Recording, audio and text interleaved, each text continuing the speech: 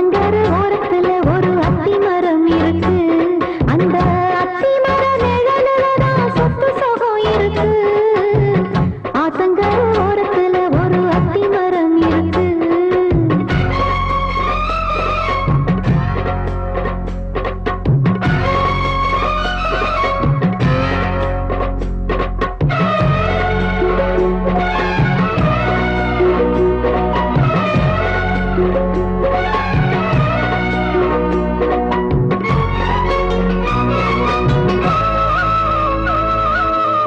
சோளக்குயில் பாடுதம்மா சொந்தங்களை சொல்லி சொல்லி வேளை வந்து விரட்டுதம்மா இந்த நெஞ்ச அள்ளி அள்ளி